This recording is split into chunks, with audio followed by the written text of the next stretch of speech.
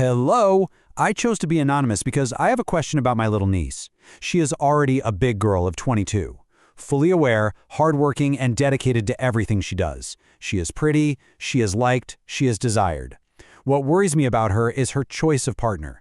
I don't know what leads her to choose men with a dominant nature and domineering in behavior and character. I introduced her to a boy her age, from a good family, everyone has a good profession including him. He liked her a lot, he fought for her, but after a few dates, she cut him off precisely because he doesn't have that dominant character. I don't think that with her type of men, she can build a stable relationship and family, to feel respect and peace and rely on her partner, to be cared for and with attention. So because she grew up before my eyes, I am a witness to her parents' upbringing and attitude towards her. My question is, does upbringing play a role in choosing a partner and the qualities a woman looks for in a man? Or is it just attraction and passion? Is there some damage from upbringing somewhere, or is it predetermined what kind of partner she will be attracted to? I am not a psychologist, I have not delved into this topic in depth, and therefore I am turning to you for possible answers and suggestions. Thank you to everyone who will take the time to get involved, share, and express their opinion. Greetings. Wow. You know, right off the bat, you can just feel the love and the genuine concern pouring out of this question. It's so clear that this isn't about judging the niece, but about wanting the absolute best for her. And that care, that love, is the perfect place for us to start this exploration together. So let's dive into the psychology behind our choices in love with all the sensitivity this topic deserves. Okay, so let's get right to the heart of it. This question really boils down to that classic, age-old debate, doesn't it? Nurture versus nature. Are our romantic choices something we learn from our environment, from our upbringing? Or are they just baked in, a matter of raw attraction? Well, as you can probably guess, the answer isn't so black and white. It's a little more complicated than a simple either-or. I want to introduce a concept here that might help. Think of it like this. From the moment we're born, we start creating what you could call an internal map of love. It's this subconscious blueprint that's drawn from our childhood experiences, from our family dynamics, the way our caregivers treated each other, and how we learned to get attention and approval.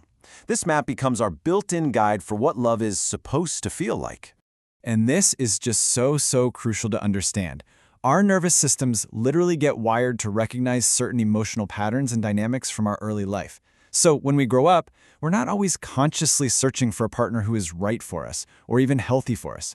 Instead, we're often drawn almost magnetically to what feels familiar. And that's a huge distinction.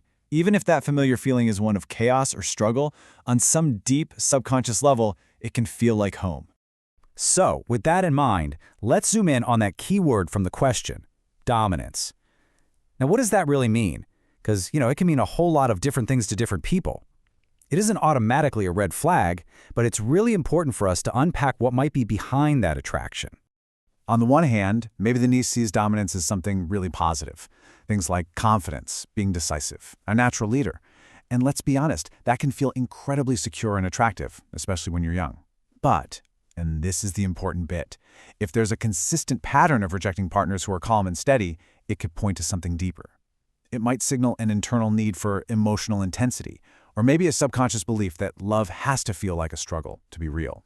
And we absolutely have to remember her age. She's 22.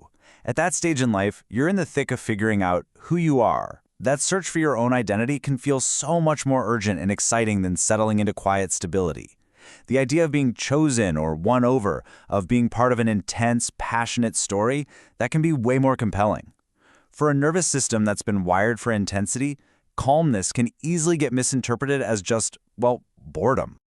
Now, the original question used the word damage, which is completely understandable. It's a natural thing to worry about. But I'd really like to offer a different way to look at this, a more compassionate framework. It's less about something being broken. And it's so much more about this being a learned adaptation. Just think about it. The patterns she's drawn to now were probably developed as a very clever, very effective strategy to navigate her early world and to get her needs met. It was a survival tool. The only issue is that a strategy that was absolutely essential in childhood might not be the one that serves her best in her adult relationships. So, knowing all this, that powerful instinct to jump in, to protect her, to fix it, it's completely natural. Of course you want to help. But often trying to give direct advice or criticizing her choices can cause a young person to pull away and shut down. So what's the most helpful role you can actually play here? The most powerful thing you can be is a safe harbor. a steady, calm port in her emotional storm. That means being a person she can talk to without ever feeling judged. It means asking gentle, curious questions instead of giving lectures. And maybe most importantly, it means just being a living, breathing example of what a secure, respectful relationship looks like. In the end, she has to find her own way, but you can be the lighthouse that helps her see the shore. And I really want to leave you with this, because it's the most important takeaway of all. What you are witnessing at age 22 is a chapter. It is absolutely not the entire book. So many adults who are now in wonderfully healthy, stable partnerships went through very similar stages in their early 20s. This is a time of exploration. And with love, support, and more life experience, that internal map of hers can and will be updated. Your loving presence is one of the most important tools she has in that process.